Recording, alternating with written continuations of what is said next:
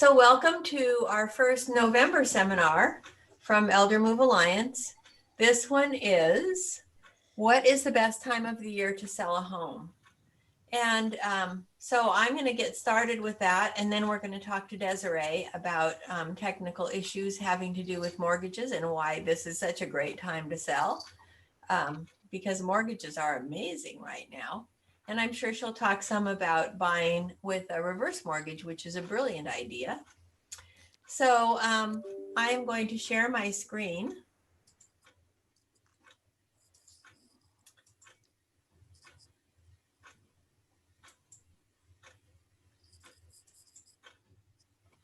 And there you go. You all should see you all should see the first page of my PowerPoint here, which says, what time of year should I sell? Is there a bad time? And I've been doing this, it'll be 30 years next August. I have been selling real estate for 30 years. And I can tell you that there are harder times and better times. When I started, it was right after we had had a big run up in prices. We had had a big seller's market, and then it ended. They do tend to end very suddenly. A couple of them have ended in June. That seems to be relatively common around here, just because of the way our market goes. But we have been in a seller's market now since 2012. I'm going to show you that in a little bit.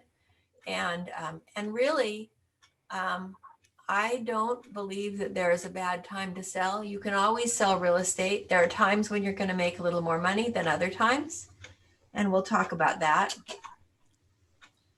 So I firmly believe that the best time to sell your home is when you want to move. I think that you can't time the housing market really much better than you can the stock market. And so, your home is a huge investment, and it's made you a ton of money over the years. But really, your personal needs should come first. And no matter when you sell your house, it's going to make you a bunch of money. Might make you a little bit more right now than it will in a year. We have no way of knowing. It would make you a little more right now than it would have a year ago. And there certainly are times of the year when it's easier to sell. But I think that your personal needs need to come first. The worst time to sell is when you have no choice. If you've had some sort of medical issue, for instance, I've had clients who went to the hospital and were told by their doctors they could not go home. Sometimes they cannot even go home enough to point out the things they want to keep. If there are stairs involved, or for some reason their house is a danger to them, they just don't get to go home anymore, and they have to do everything from memory or from video. And that's very stressful. So doing it while you can make the choices that you want to make makes it much easier. You also then get to choose where you want to go more easily than if you're in a crisis situation when someone else is having to make those choices for you. So I strongly recommend selling when you can, moving when you can, rather than waiting for a crisis. Homes sell every month of the year. One of my favorite stories is that I had a listing on Mercer Island one time. It was in 2008, and we had just gone into the recession. And that month, 3 homes sold on Mercer Island, and one of them was my listing. So homes can sell anytime. You have to take the market into account.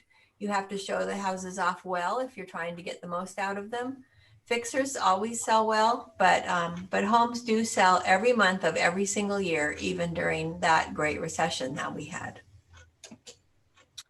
So this is a graph that I really like. It's put out by a man named Alan Pope. His name is right here on the graph. His website is alanpope.com. It's easy to get to. It's a public website. Anyone can look at it. And this is a really easy way to show what is going on in the market every year. I'm going to show you 2 pages from this graph. And this one is for the whole Puget Sound region. So it's all of the counties in the Puget Sound area, not just King County. It's all residential real estate. So it's not only single family homes, it's also condos. And so this is definitely the big picture of our market here. The top line on this graph shows the inventory of every month and every year. And you can see that each year is divided up here and marked at the bottom. And then each dot is a month. So you can see that back here when we were coming out of the recession, there were a whole bunch of houses listed. And there were sales going on, but not as many as there were in other times. We were selling everything we could, but there were way more sellers than buyers back then. You can see at this end of the graph, there are not way more sellers than buyers. We've been in a strong seller's market, as I said, since 2012. So this top line is the inventory, how many houses were on the market in the Puget Sound region, how many houses and condos. And the bottom line is how many houses received acceptable offers. How many of them went pending? So this is not showing closings. This is how many homes got offers that they could accept and then accepted them. And the inventory line, interestingly enough, is not a cumulative number. It's how many houses were on the market on one specific day every month, and it's always the last day of the month. The pending sales number is a cumulative number. It's how many sold over that whole month. And the point is to see if we got no more listings, how long would it take for us to be out of business.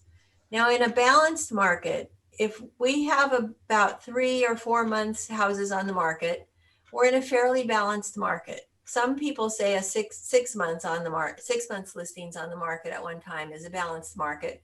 I think that leans a little toward buyers. But if we have 3 or 4 months of houses on the market, we're in a balanced market. A balanced market is when a good house priced well will sell, and a crummy house not priced well will not.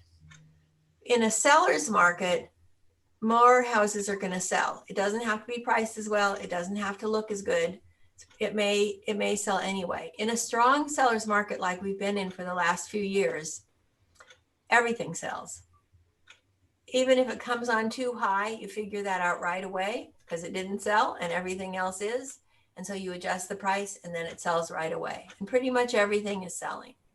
Now the next page is going to take these two lines and make them into a percentage of homes on the market selling.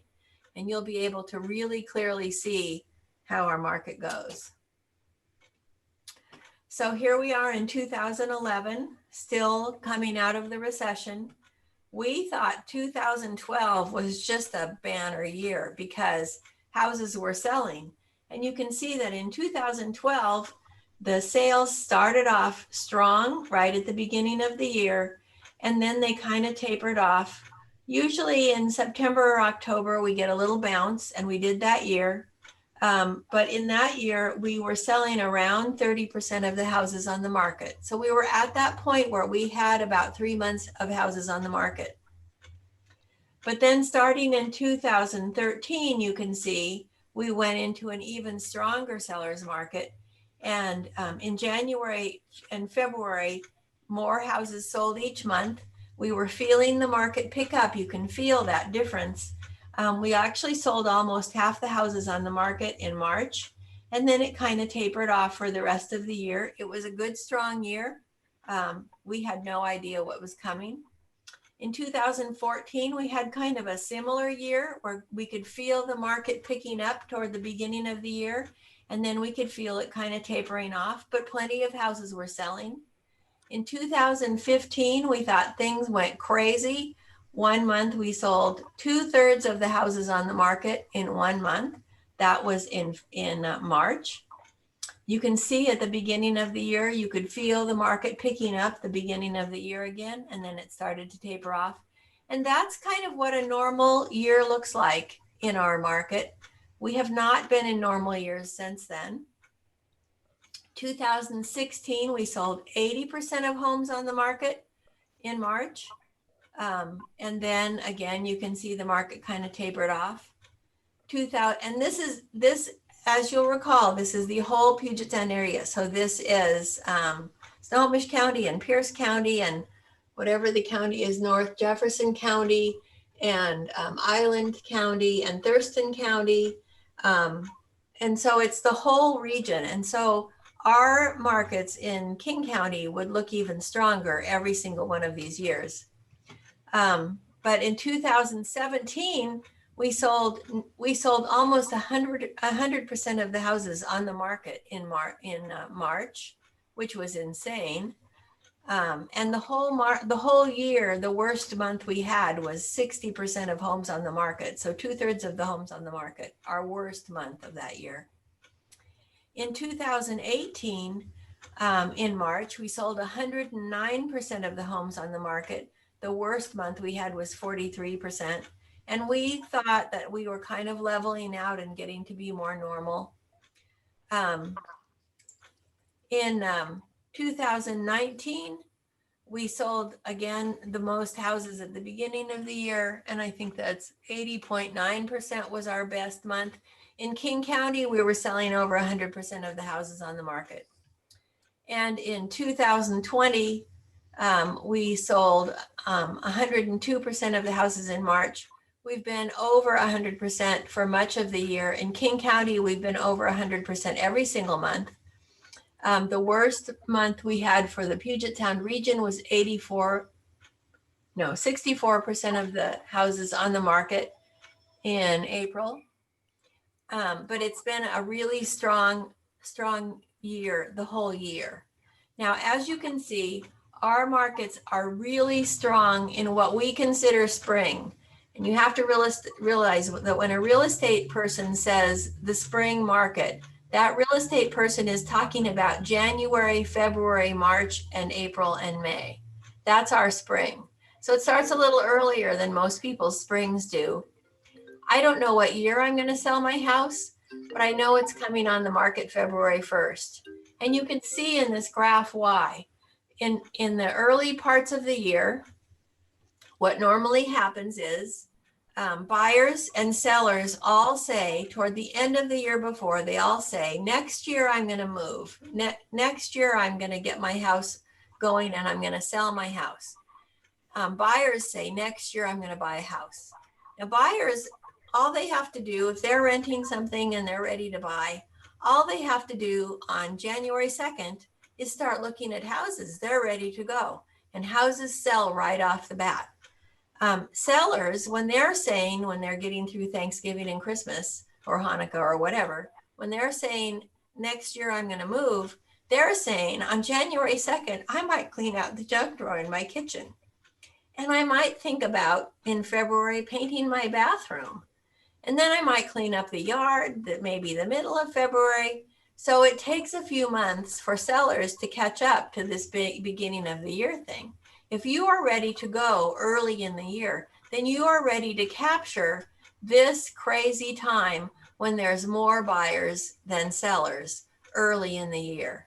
So if you're in a position to choose when you want to sell, it's a really good idea to aim toward the early part of the year, because that's when our market feels more seller oriented every single year, regardless of the kind of market we're in, a seller's market or a buyer's market. We still feel like a seller's market most of the time in January, February, March, and sometimes into April and May. And then in June, we feel it kind of taper off. It's quieter in the summer here. A lot of people think that it's the best time to sell in summer because people want to buy before their kids go back to school.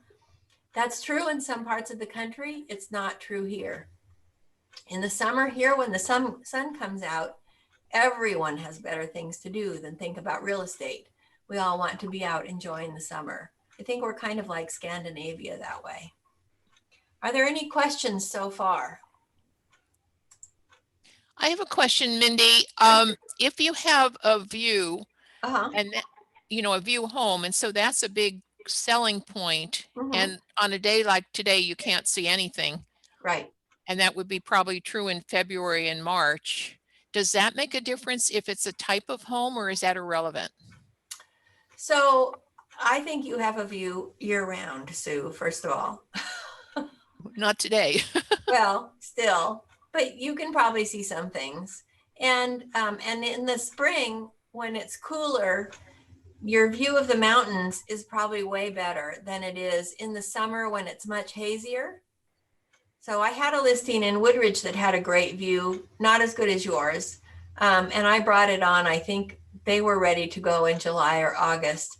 And we could see the mountains, but in the summer, they're not nearly as crisp and clear as they are on a good spring clear day. Mm-hmm. So I would say even then, the good thing to do is get the pictures taken when your view is the best. And your view is probably the best on a clear day in the winter rather than on a clear day in the summer. Okay. So Mindy, would you recommend people taking the photos themselves, or how would they capture that? Because you usually use professional photographers. So how would you do that? I always use a professional photographer, but I do sometimes use photos that my clients have taken if there's something that I can't get. I had a listing that had a really good view of the Blue Angels for Seafair, and they had several pictures of the Blue Angels, and I was able to use one of those in my listing. I have clients who have fabulous gardens, and I often use a couple of their garden pictures because that's when everything is blooming. I was at a house yesterday. Their trees are their maple trees, Japanese maples, are a stunning, beautiful, bright red in front of the house. So I took a picture of that yesterday. And hopefully I'll be able to use that. But most of the pictures I'll use will be the professional photography pictures. And we're bringing it on in January, so there will be no leaves when we do that. It'll be a really good time to take a picture of the house because the leaves will all be gone, but I'll be able to use my red leaf picture as well. So we can use a combination. I had a client one time who had a gorgeous yard and he was very computer savvy. And so he made a slideshow of all of his pictures of his yard. He also liked to do photography. So he made a slideshow of his yard pictures, and we used my professional photos and a couple of his yard pictures in the listing. But then he had his computer set up to play that slideshow as people were showing the house. Oh, so when he smart. walked in the office there, and we had a little picture, a little sign on his desk saying, "Here's a slideshow for your viewing pleasure of the garden." And so people were able to look at his pictures, there as well. We sometimes also put pictures or an album or something out in the house, maybe on the kitchen counter or something, when there's something like that that's special to see, so that people can see those things that we couldn't capture when the photographer was there. So we can use a multiple of sources, and we can use them in a variety of ways. Any other questions at this point? That was an excellent question, Sue. Okay, so next, there are tax consequences that can affect you. You're going to have to be looking at capital gains taxes probably when you sell. And when you sell your home, you as a single person can exclude $250,000 in gain. And as a couple, you can exclude $500,000 in gain. And that's a pretty good exclusion. Now that old $125,000 exclusion that you could do when you bought a more expensive house, and you could do that every so many years, that's gone. It's completely gone. Don't even remember that because it's completely gone. This is the one that's available now, and it's way better. You can do this every other year. You can do it every 2 years. You have to have lived in your home for at least 24 months out of the last 5 years. So if you're thinking you might want to get a second home and spend time in both, make sure that you were in this home for 24 months out of the last 5 years. If you're thinking about renting your home out for a while, you can do that for maybe 2.5 years and still have time to sell your home and get your exclusion. But you must have lived there for 24 months out of the last 5 years. They do not have to be consecutive. And so that is available to both of you, I'm sure. If your spouse has died while you owned your home, it doesn't matter who bought the home first. It doesn't matter who paid for the home. You just have to have been there as spouses. When your spouse died, you inherited the home at the value at the time your spouse passed. So it's possible that you won't have to pay any capital gains. And here is an example. So Mindy, can I jump in on that real quick? Sure. So a lot of what I come across in lending is that exact same thing. And what I suggest people do is, if you are widowed, be sure that if you haven't lost a spouse, know that what you can do is have an appraisal done when that spouse passes away. Do not assume assessed value is the value of your home. You want to have an appraisal done. If it's been a little while since your spouse has passed away, what you can do is have hire an appraiser and have a forensic appraisal done, because that will give you the step up in basis of value. So let's just say you bought your house for $100,000. Spouse passed away several years ago, and you didn't have an appraisal done. Well, you can have a historic appraisal done back from, let's just say, 2018. Well, the value of 18 versus 2021, let's just say next year, let's say they even passed away like in 2012, so further back. So you've had capital gains of quite a bit, and you'll want to, get that value of 2012, 18, whatever year they passed away, as your start basis, so that, because then you only have 250 on top of the sales price for your initial capital gains position, because you don't have the 500 as a couple. Does that make sense? So if you bought your house as 100, the house is in 2012 is what? So that's what's on my slide.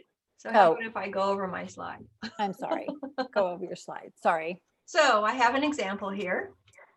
Let's say that you and your spouse bought a home in 1970 for $100,000. In 1970, $100,000 was a very expensive home. Let's say your spouse passed away in 2017. You inherited the house at that time at the value reset to 2017. So that's your new basis. And let's say that at that point, your house was worth $900,000.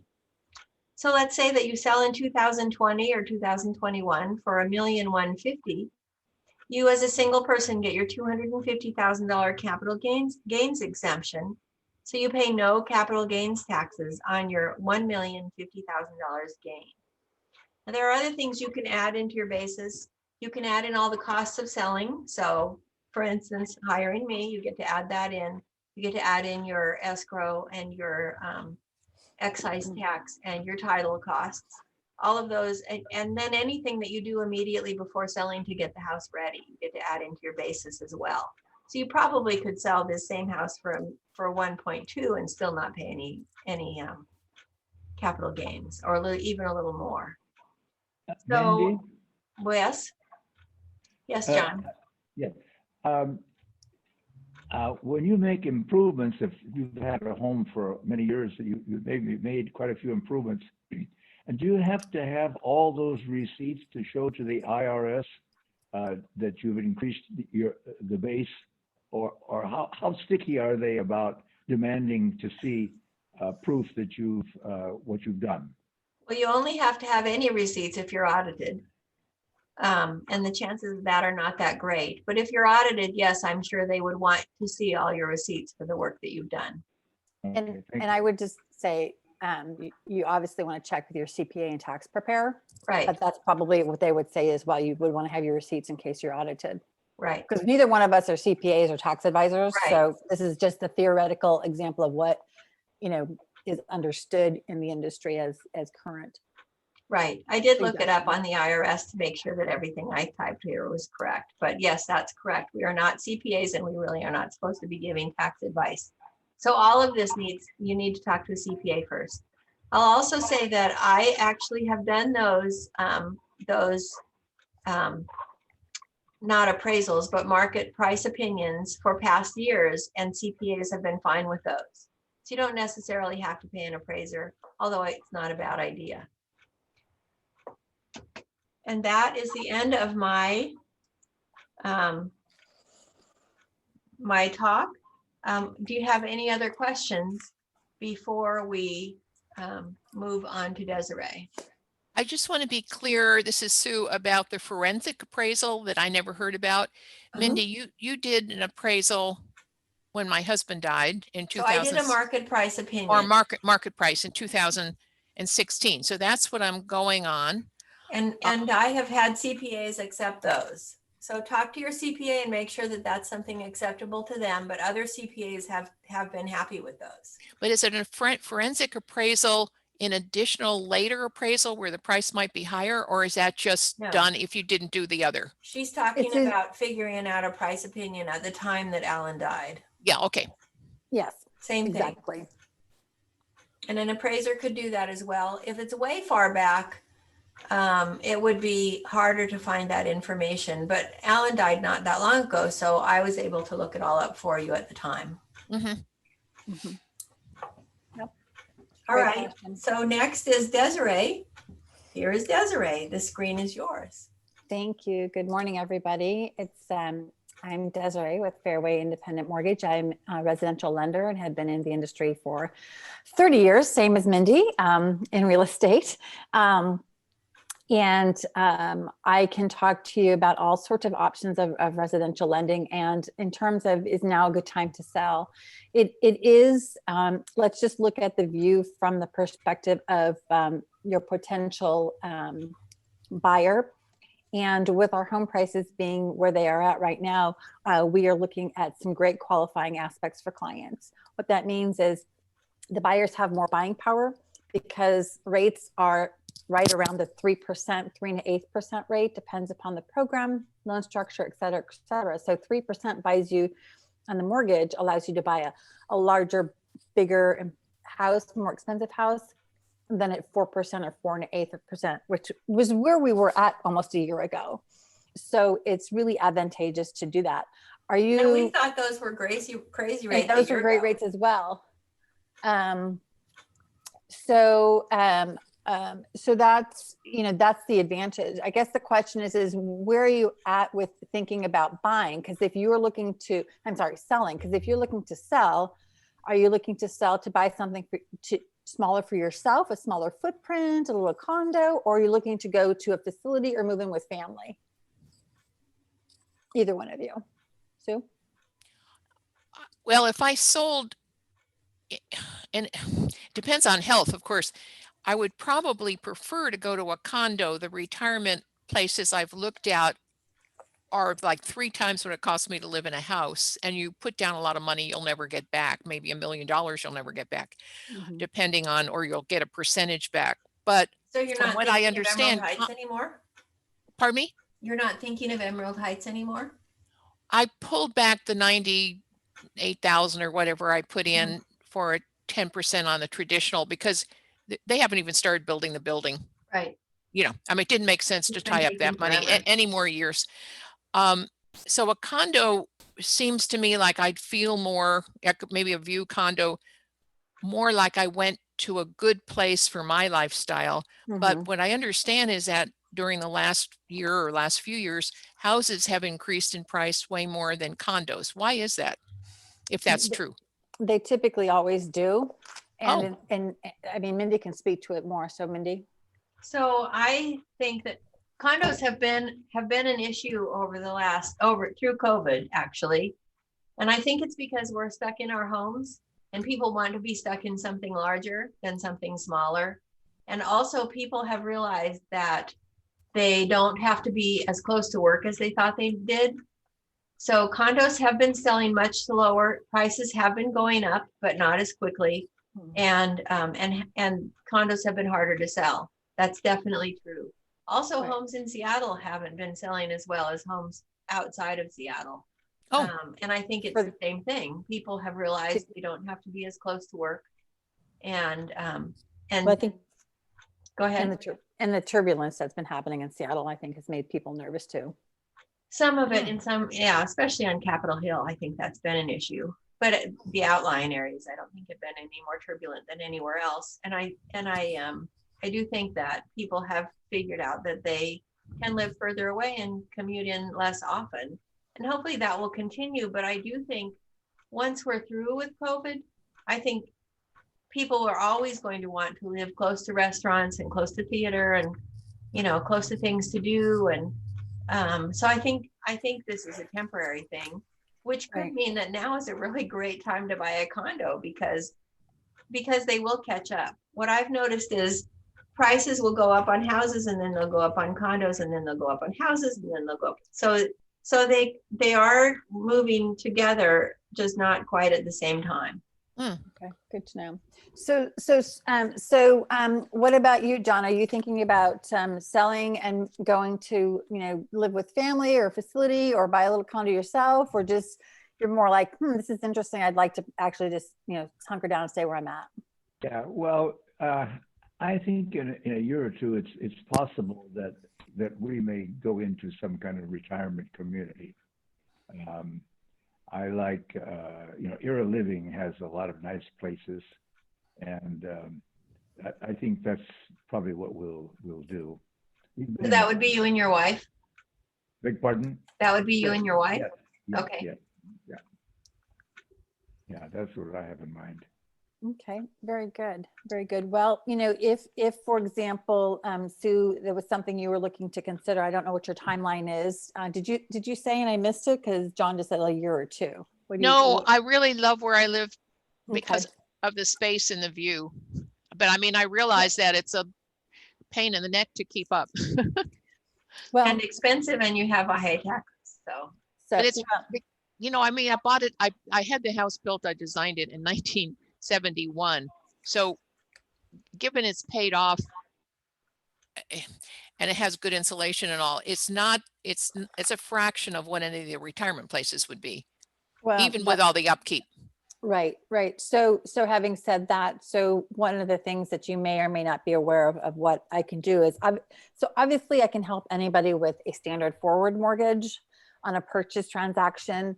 I can help people, refinance as well, but I'm also a reverse mortgage specialist. So aging in place and having, so your house is, so for folks who own their house free and clear, it's just the four walls.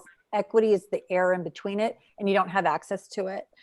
So educating people on how this loan allows them to age in place and have a source of non-taxable money available to them, irrefutable and separate from what appreciation would do, is an incredible way to age in place, have money to pay for those other things that you'd like to have done around the house. And then also, or other things, maybe travel, gift money to children. There's all sorts of reasons to look at this loan, but having an illiquid house in retirement has been proven to be something that is not supporting, aging in place or retirement needs. So it is an option to consider. If you were to sell, and you can purchase with a reverse mortgage loan as well. And I just had a client sell their Redmond house above list price. They went for like 9 something last month. It closed October the 2nd, and October the 23rd, they closed on their new Spokane home and they put less than $300,000 down on their, well, actually it was like, they purchased it at 580. And they put like $275,000 down roughly, and they don't have to have a mortgage moving forward. And they've also put acquisition indebtedness on the house, which is a great tax position. And then the rest of the money, they can put in an investment portfolio, manage it, they can keep it on the side, or they can put it into the house and have a line of credit. So a lot of options. So having, doing a consultation to see what are the goals of the clients is really important, whether it's aging in place or downsizing and moving to a condo. John, I can't help you if you're going to go to a facility because that's not ownership of residential real estate, of which I can't do. So you would just have to probably just pay the facility and kind of go there. So I'm sorry about that, but it is, there comes a point in time where that may be an option for some people, and other people like Sue, aging in place is the option that they want to take. And, how to best support the assets under management, which is bucket number 2, and the house is bucket number 3. you know, I could talk all day about, you know, the mortgage market and where rates are going in terms of, you know, buyers for any home that you have. But it seems like that's irrelevant because, you know, Sue, you indicated that you love your home. This is something that you have, you know, have just lovingly memories in by building it yourself. And you don't really want to move. And then John, you of course have said that you've got a 2-year plan. So I don't think going into the current market is, you know, advantageous, good use of our time, but I'm happy to talk about that if you would like. So I agree with Mindy, anytime is a good time to sell. But again, I think you're just kind of getting some information about timing of the year in terms of like when is a good time. So what questions do you have for me? Because I'm not quite sure, you know, we've got one who wants to age in place, and John, you guys are a little bit off. So what kind of questions would you have for someone with my background? I would be interested in the tax advantages of different ways, according to, unless the market just tanks and all my investments go down the drain. It looks like the financial planner said I'm fine living here and doing everything I'm doing and traveling till I'm age 98. So, you know, so I'm not so worried about the money part, but I'm worrying about when I leave everything to the kids. Is there any tax advantage of them getting a home that's fully paid for with a step-up basis if I died here versus a reverse mortgage, because you can only give $15,000 per person anyway? Well, yeah, I'm not going to get into the. I mean, that would be something at some point I'd like to explore. It has to do with the taxes. I don't mean now, but. Yes, I mean, it's a great thing to look at. And what I would say with that is, you know, if the children, obviously most people want to give their house to their children when they pass away. And, you know, I don't know how youthful you are, Sue, in terms of age. You know, I don't know anything about how much you'd have in a line of credit or anything like that. But let's just say that you have making some assumptions here.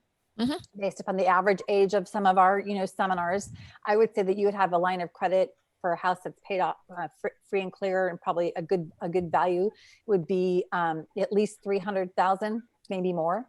Mm-hmm. And that would start out at 300,000. And what I get the aha moment on with a lot of clients or prospects and financial advisors would be is yes, you can use this money for anything that you would like. You mentioned travel. And then of course, when the market will adjust, because the stock market will adjust. So how do you balance minimizing the withdrawals from the assets under management and paying taxes on those, and also then go to this line of credit to supplement the income? Number one. Number two, that's number three. But the other biggest piece is this line of credit, which is not going to stay stagnant at the 300, 350 amount. It's going to grow bigger and bigger each year based upon the function of the loan, separate from the appreciation in the property. So you're going to get a bigger bucket. So say you're there 5 years, this 300,000 grows to maybe 500 something thousand. Well, that's equity that you can use for whatever you want. And if the kids get the equity, then why don't you gift to them through this line of credit and see the joy of improving your family, you know, by gifting while you're alive instead of after you've passed away. And now they have this big asset that they have to dispose of and all of this kind of stuff. That doesn't mean that there's not going to be any further equity in the house for them to acquire after you pass away, but it's being able to gift it while gifting them the equity while you're alive. Mm-hmm. And yes, there is the current tax law of 15,000, but again, check with a tax advisor because there are some lifetime gifting options and things of that nature. Right. And, you know, I mean, that's a whole nother conversation for a tax preparer. But again, you know, once you have it in place, you can, you know, do it what you want. And it's not just children, maybe grandchildren or great grandchildren or something like that, you know, each one could get, but you're disposing of it while you're alive. You can control it and you can see the joy. Some people don't have children. Some people want to give their money to a nonprofit. Same thing.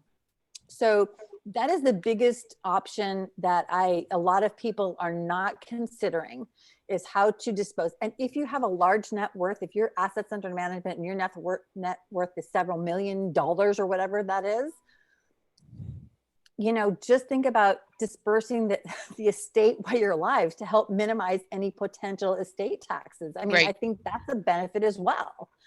So like, why not? If you don't, because people tell me I don't need the money, then you should get this reverse mortgage loan, put it in place and start using the equity, let it grow for a couple years and just have it there and start gifting it. If that's the end result, I mean, I don't see any negative about it. And there's other benefits tax-wise to come into play, but that's for a whole nother personal, one-on-one kind of conversation and scenario thing. So Yeah, thank you. That. Yeah, you bet. John, any questions for me? No, I don't have any questions. It's been very interesting, and I'm grateful for this, for your providing this. Well, we're glad that you're here. You look like you're bundled up. It is kind of cold, isn't it? Yes, yeah. Awesome. Well, I know that we're a little bit early here, but Mindy, what do you think? I don't know if they have any other questions for us. If there aren't any other questions, then we don't have to extend it unnecessarily. It's nice to see you both. Well, it's nice to see you, John. It's nice to see the blurry screen, Sue, and to hear your voice. Well, I have Sue signed up for a pumpkin pie. Did you want to sign up for a pie, John? Not yet. Okay. Well, you're welcome to do so if you want to. We're not going to be able to do our pie party this year. It's just going to be handing them out. But next year, hopefully, we'll be able to do our little coffee and cake and gathering on Pumpkin Pie Day. I'm going to miss that this year. North Kirkland Community Center, you provided a lunch at one time, I remember. Right. And that was very nice. Well, at the seminars, we always do lunches. Yeah. So yes, exactly. Hopefully we'll be getting back to that sometime next year too. I'm hoping since we can't do seminars in the spring, we may start doing them over the summer instead. Good. I'm hoping we all get vaccinated soon. Well, thank you very much for spending so much time with us. Oh, yeah. You bet. Yeah, that's great. You're welcome. Sue, I would like to mention also to Sue and John as well that we do have a consumer webinar that goes over the reverse mortgage loan. The next one is the last week in November, so it's going to be after Thanksgiving. If you're interested in attending that, you can send me an email. My email is in the brochure and flyer that you have. I do have a copy of the recording from October if that's something you'd rather just listen to on your own. But there's no Q&A that you can participate then. Obviously, I'm not doing the presentation, but my colleague is, and we get people from all over the country joining in. So it's kind of great fun to kind of hear other collaborations. So just something to think about to get more informed.